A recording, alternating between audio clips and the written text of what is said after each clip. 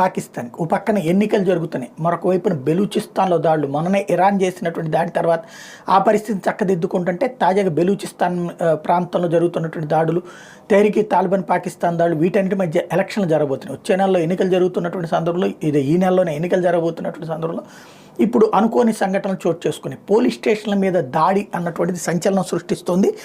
Pakistan was rocked by another terrorist attack ahead of the February 8th general elections. రేపు 8వ తారీఖున ఎన్నికలోనే 10 మంది పోలీసులు చంపబడ్డారు టెర్రరిస్టుల చేతిలో.